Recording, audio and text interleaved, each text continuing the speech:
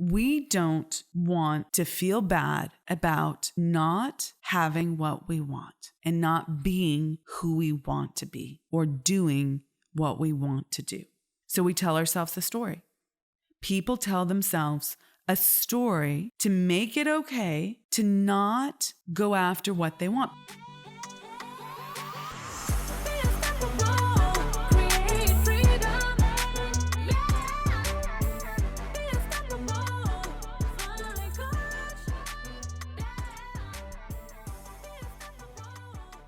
In today's episode of the Unstoppable Woman podcast, we're going to be talking about what happens if you don't have a big goal that you're going after.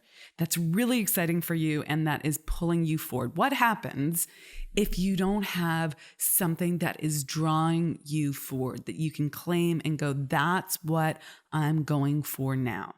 This is a thing that happens. Sometimes we're very, very clear.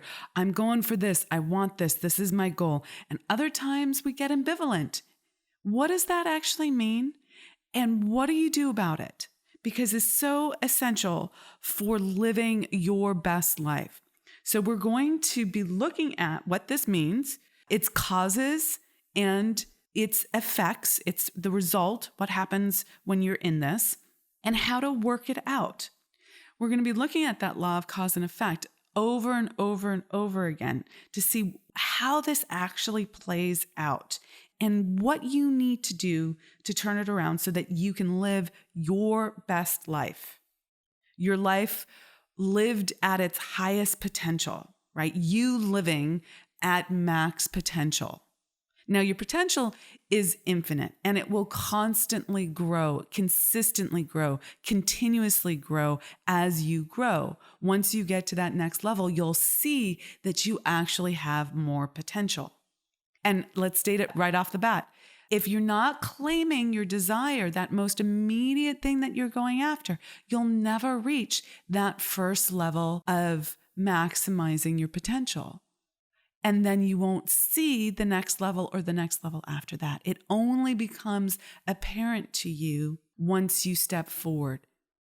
And desire, goals, is what drives us forward to that and helps us actually move through all the things that stop us, all the challenges. And so if you don't have that desire, like really locked in for yourself, emotionally locked in, something that you really want, not just a nice to have, but something that you really want, you will always feel like you're living some sort of half-life, a shadow of what you could be. And that, in my experience, is incredibly painful and something that we want to move through, learn how to move through and not stay in that pattern. So this is all about how to really execute on your highest potential without that feeling of limitation and with that feeling of feeling fully nourished, loved, fulfilled. And let me pause there for a moment and go off on a little connected but slight tangent. So we all have a masculine essence and a feminine essence. Our masculine essence, its highest level, its highest potential, its desire, its drive is for freedom. We want to feel free. That's what we are going for. And our smaller desires are calling us towards that ultimate desire of freedom. Our feminine essence wants love, wants to be love, like be love. It wants to be a full expression of love through the giving of love and the receiving of love. It wants to be love. And we are moving towards that. And many of our desires call us towards that. And these ideals, these pinnacle experiences, these pinnacle desires, we reach them through claiming smaller desires. And sometimes those smaller desires are large as well, like crossing the 6-figure mark or crossing the 7-figure mark or going beyond the 7-figure mark or making a bigger impact. Sometimes the smaller desires are for a nicer car or a nicer house, or maybe it's for a better relationship.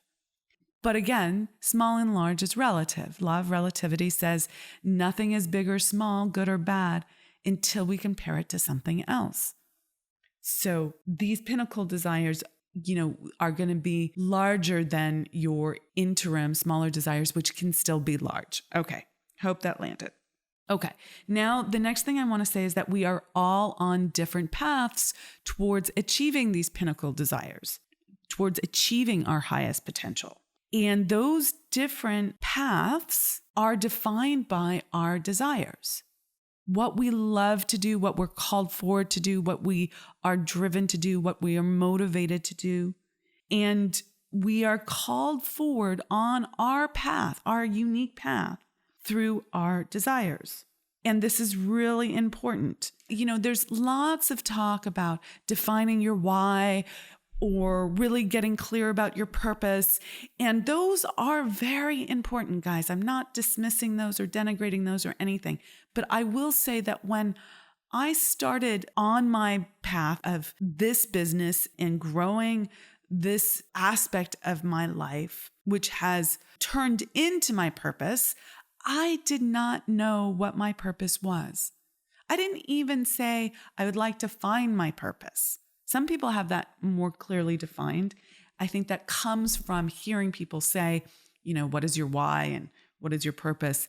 For me, I had to learn how to really claim the desires that were right in front of me, whether it was a glass of water or needing to take a break or needing to go to the bathroom. How many of you sit there working through like the next activity, the next task, the next meeting without going to the bathroom? Now, I will say that I still will hold it while I'm in a meeting with my team or a client or whatnot. But I used to do this while I was working by myself. And I would deny my desires because I didn't recognize them as a desire.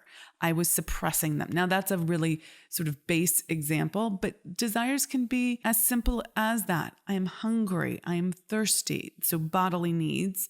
They can be desires for experiences. They can be desires for material things, a new car, new house, a better car, a better house.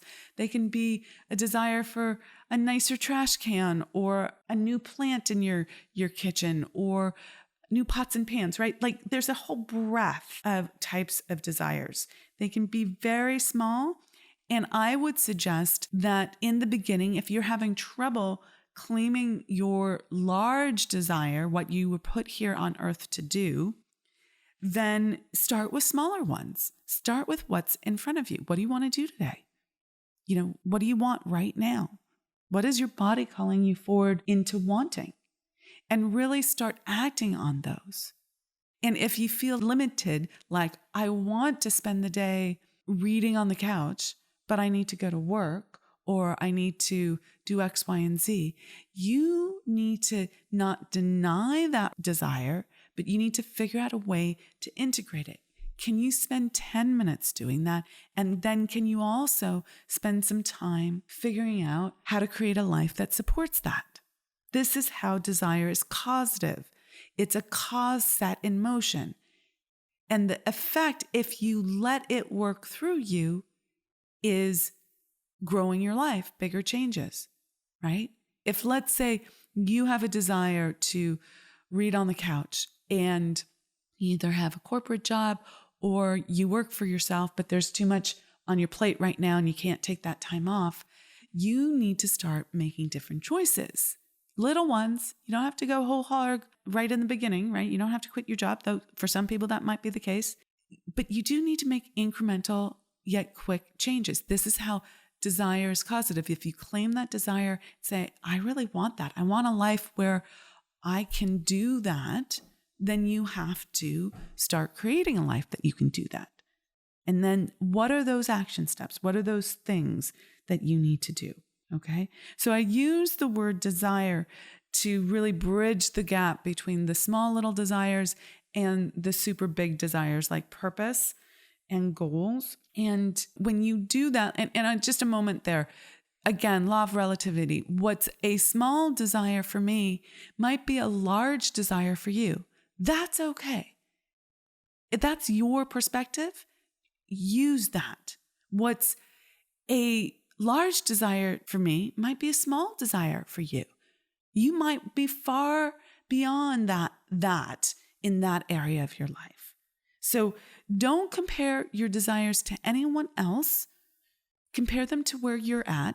The only thing I will say there about comparison is if you see what someone else is doing and you get jealous or envious, instead of negating it, recognize that that is a desire that you think you're not entitled to, that you think you can't have right now, that is somehow misconstrued in your mind as something that's not available for you, that you are not yet.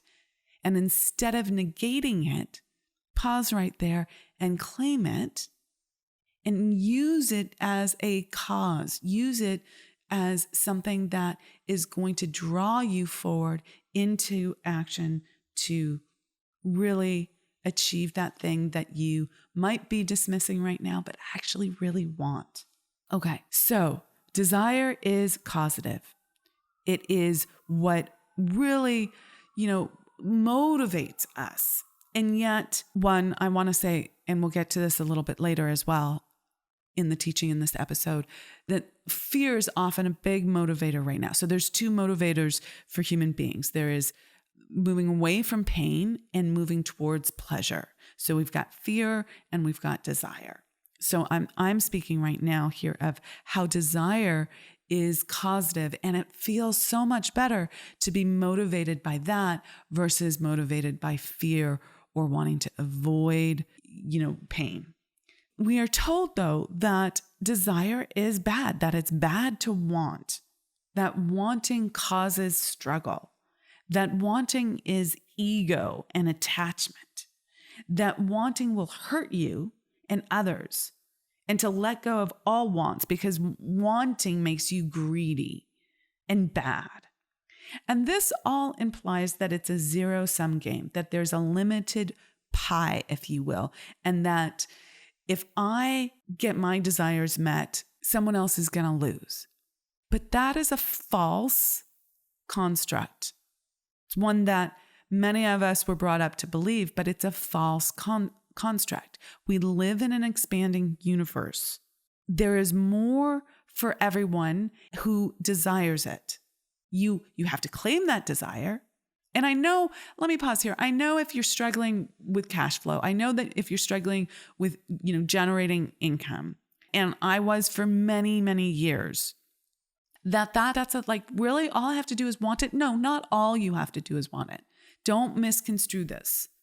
But you do have to want it. And you do have to want it badly enough, because guess what? There are going to be challenges daily, really, in going after your big goals and dreams. And there are going to be challenges to creating cash flow, consistent cash flow, the income and the financial goal. And anyone who tells you otherwise is BSing you. There are always challenges. Ask any billionaire. In fact, the more money you make, the bigger the challenges are, but you have more capacity to manage them. Okay?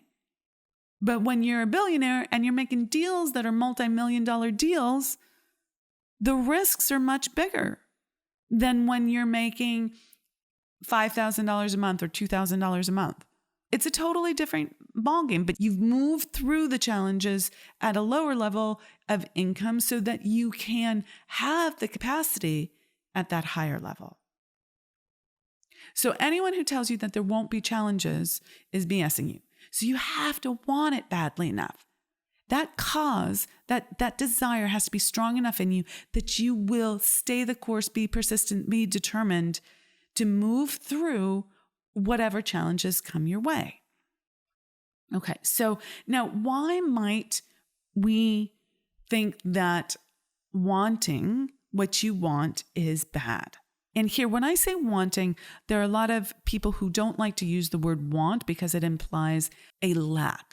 There's a connotation of the word want that means that you want something, that you're lacking it. And that's not how I'm using it here. I'm using it as an equivalent to the word desire. Okay. So there are two things. Actually, there's really three things going on here. So first we have cultural norms. Norms are like the ideas of our culture, the zeitgeist, the way our culture thinks, if you will. What you've learned from the culture gets into your mind. And, it's supported in movies, in sitcoms, even in some religions, that wanting is bad. And you can ask the question, here's the thing. It gets reinforced through our culture that wanting is bad, having desire is bad. And you just need to look for that and recognize it. Start being aware of where you're being told that it's not okay to want anything. What is that storyline in the movie actually saying? What is that storyline in that TV show actually saying? Is it saying, oh, if you want something, you're going to be disappointed. If you want something, there's going to be so much struggle that you won't survive? Like, what is the storyline actually saying? Is it saying if you go after making money, you're going to be a bad person? Is it saying that if you go after the particular life that you want, that you're going to lose love or belonging or freedom? What is the storyline actually saying? Now, I'm not saying every story says this, but there is often is quite embedded in what we see. And where did all of this originate so that right now it's just in people's heads as conditioning and it gets perpetuated over and over again? But where did this all originate? And I can't tell you that I know with absolute truth where it originated, but I'm going to put forth a pretty good theory for you, which is that it's for the control of people. If the powers that be throughout the last, millennium, last, multiple centuries said, claim your desires, go after what you want, and really become more, do more, be more, right? Have more. They would have lost power over you. They needed you to farm and do the hard labor. They didn't need masses of people executing on their dreams. So a story gets created to keep people down. And, just explore that. See if that lands for you. Okay. The other thing that happens here is that we have family dynamics. Our family of origin is a very powerful force for either allowing us to grow into more or keeping us playing small. And we create these loyalty pacts with our family about what is or is not okay for us to go for and want. And this just came up recently with a client who's in the mastermind that I run, and she is doing so freaking well. She is jamming on all cylinders. She's basically, started a business in a few months and is cash flowing already. Okay. And not insignificantly. And she's doing so many incredibly powerful things. And she has some loyalty pacts with her family, and it's making her really sad that they can't celebrate with her. And if it weren't for the support within the group, she would have stopped. She would have gone off the rails already. But because she has that support, she can see this dynamic and navigate through it. And that is one of those things that is really, it's just challenging. I mean, I have that as well. Not so much anymore in terms of it holding me back, but it did for a long time. Now, this is not about blaming your family. I want to be super, super clear. This is your internal set point with your family. So I remember I would be kind of ashamed once I started making significant amounts of money to, share that with my family, not share it like spend money on them, but share the results of that, like how much I spent on a hotel room or where I was staying. That was one thing. Like I remember going to visit my parents, staying at a very nice 5-star hotel and being ashamed of sharing that with them where I was staying because I didn't want them to judge me or say that I was being frivolous or any of that. Like that wasn't what we did as a family growing up. And so I felt like I had to hide that. Now, not consciously. Consciously, I was like, this is ridiculous. But I was still hooked emotionally. And you do end up moving through that, but not without following your desires and acting on them. So my desire was to stay at this very nice hotel. That was my new standard. And I had to follow that desire, even in the face of the family loyalty pact that was invisible to my family. It was just inside of me. I had to move forward and act on that regardless. That's a technique, guys. That is something that you need to implement. That when you have a desire and you feel the hook of, no, I shouldn't do that. And it's usually around spending money or spending time. No, I shouldn't do that. What would my husband think? What would my parents think? What would my kids think? What would my sister think? What would my brother think?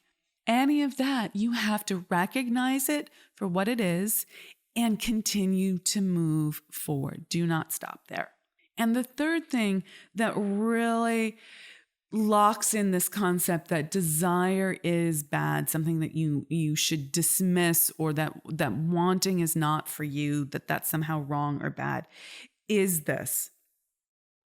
We don't want to feel bad about not having what we want and not being who we want to be or doing what we want to do. So we tell ourselves a story. People tell themselves a story to make it okay to not go after what they want because, and here's the rub, they don't know how to step into it. They don't know how to step out of the conditioning, out of the loyalty pacts, out of the limited thinking. They don't know how to make it work for themselves. So they tell themselves a story that says, wanting things is bad. Wanting to be more and grow is bad. Wanting to do more with my life is bad. Now, you might not be saying that in a conscious articulation of it, but if you ever tell yourself a story about why you can't do something, you have just participated in that. I don't have enough money. I don't have enough time. I'll do it later. This is not what I need right now. I have more than I need. It's good enough already. I should be grateful for what I have. That is perpetuating a story that you shouldn't want. And it's because no one has taught you how to create what you want. Nobody has explained it. And this is extraordinarily frustrating and it causes pain. And what do? We want to move away from pain. That is one of our human characteristics, our human traits. We don't like pain. So instead of being in the pain of not knowing how to create what you want, you just tell yourself a story about why it's bad to want. Okay? And this is just something that you have to recognize in yourself. Yet desire is what calls you forward into growth. I've said it before, I'll say it again. And it is through this growth and because of this growth, our own personal growth, that we find our calling, our reason to be here on earth, and that we can live out our potential and experience and the full expression of ourselves. And really those pinnacle states of freedom and love, and live a life without regret. That's a big thing for people. A year passes, 2 years pass, 5 years pass, 10 years pass. They have lived a life of wanting but not executing, or thinking about something and then going back to their set point.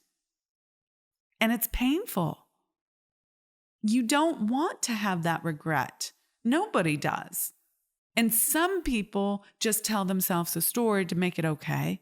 And some people will listen to this and be like, I am not going to let that happen to me. And I hope that's you. So desire is not only for material things. It can be, okay? I want you to think about what you want. It can be for a more beautiful, efficient, high quality, better designed car, a bigger house or a smaller house, or a better house in some fashion, or a second house, or a beach house. Oh my God. So many of the women I work with are like, I want to live by the beach. I've helped so many women move to Florida. I think it's pretty funny.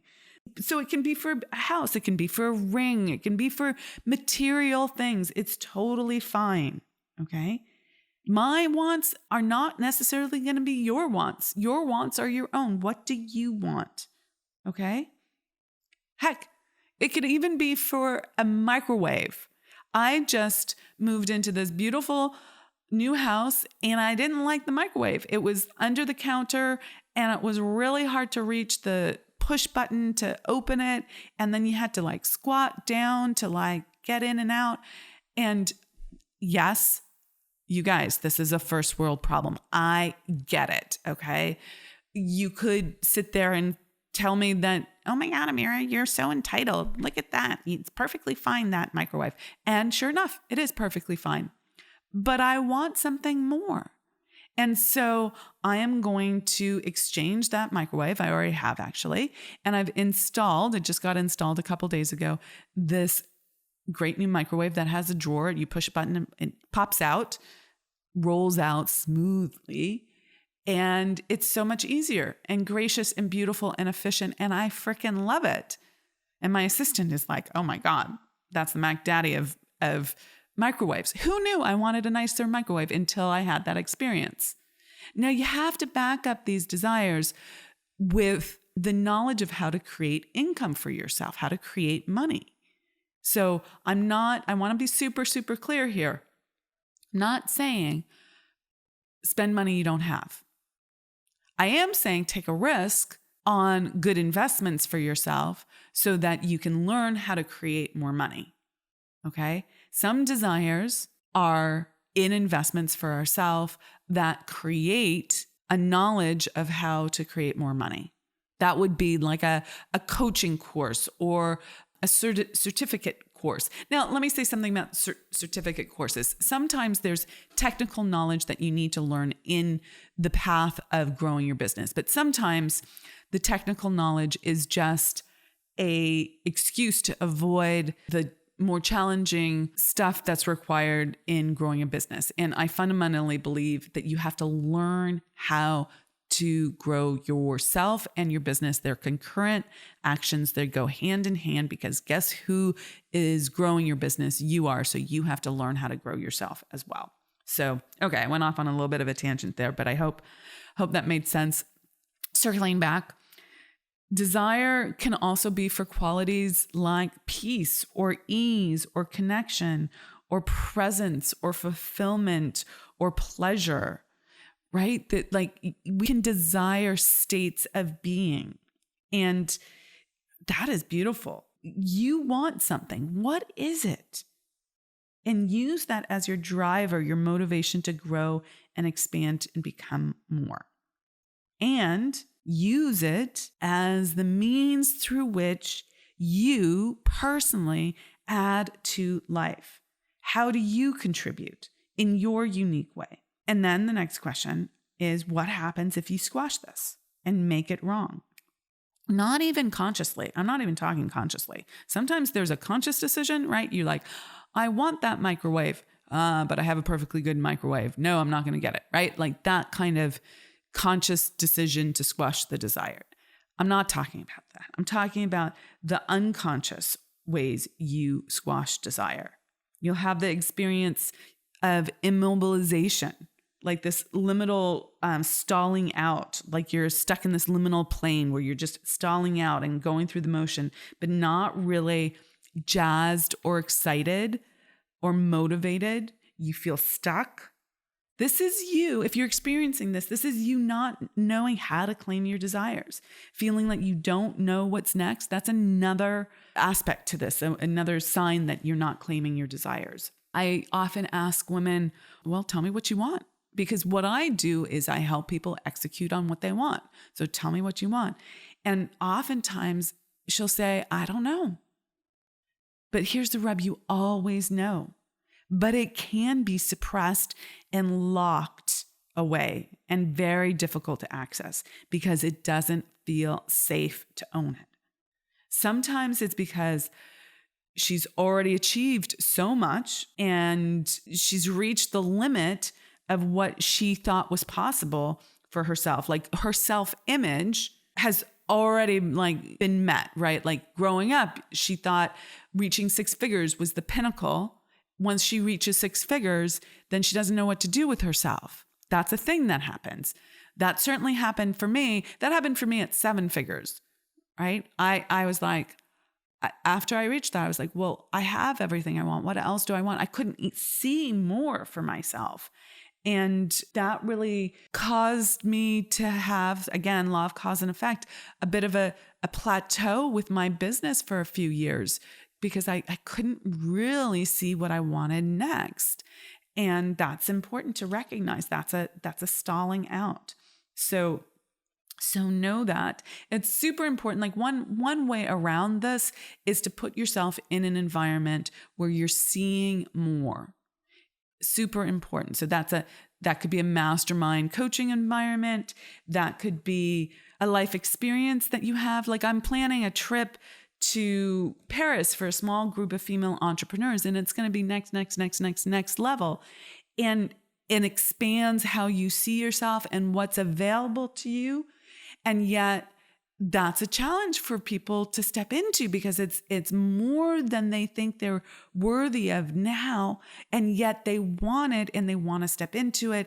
And if they step into it, they're going to see things that they couldn't see before because they are in a different environment. And that sparks a next level of growth and stepping into your purpose. So some people reject desire because they think it keeps them stuck. Some people reject it because they think it keeps them on this hamster wheel of never enough. Like, do we ever get there? Do we ever get there to like really enjoy what we have? And yeah, right now you get to do that. Not later, not after you achieve all your goals, because there's always going to be more. That's growth. That's life. You need to enjoy it now. That's what the misconstruing idea is in your thinking. Be content with what you have right now in so much as you are happy for it, you're grateful for it, you're appreciative of it, you enjoy it, you milk it, you experience it, and don't be satisfied, want more, because that's where your growth is.